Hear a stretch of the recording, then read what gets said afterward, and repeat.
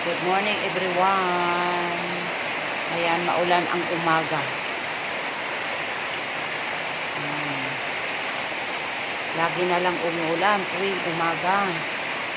Tapos ang lakas ng ano. Ayan, oh. Ayan yung puso namin. Ayan, sa harap lang namin ng bahay namin, ng pinto. Yan ang source ng ano namin tubig.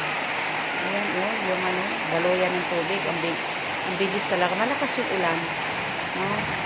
Talagang ano, ayan, oh.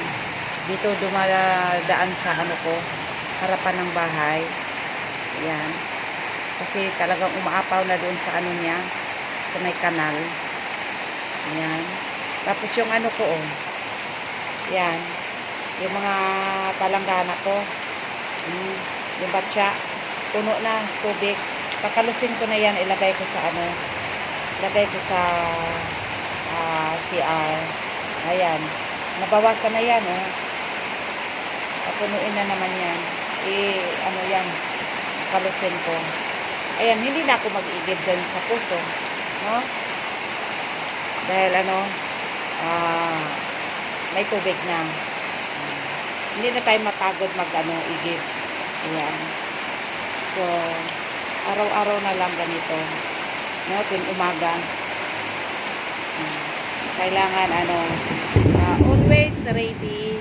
Ayan, dumadagundong ng ano, kalangitan. Kailangan always ready, magdala ng payo. Pag umaalis, ayan, magdala ng ano, raincoat para hindi tayo mababasa sa ulan. Kasi tuwing umaga na lang ganito. So, kailangan, ano, mag-ingat ang lahat. Lalo na pagpasok sa trabaho. No? Mabuti ako, andito lang ako sa bahay. Hindi ako makalabas-labas. Kasi ulan nga, bubasa tayo. Ayan. Ang panahon nga naman talaga. Ano, sunod-sunod na lang to. Malakas ang ulan. Tuwing umaga. At saka kaninang madaling araw, umulan na din, mga ano, alas 3 ata yun. Tapos, nahinto yung ulan, mga ano na, mag-alas 6 na ng umaga. Ayan, oh.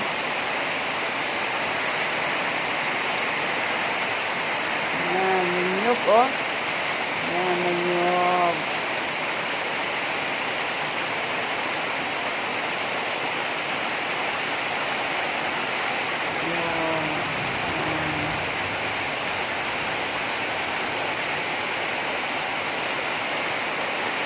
So, mag-ingat-ingat ang lahat. Mag-ingat-ingat.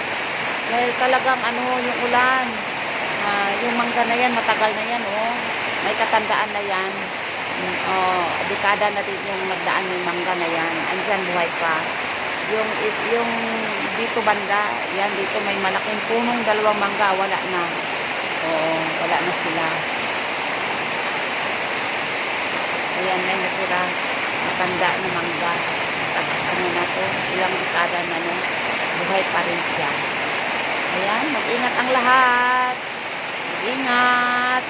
Thank you for watching everyone. God bless us all.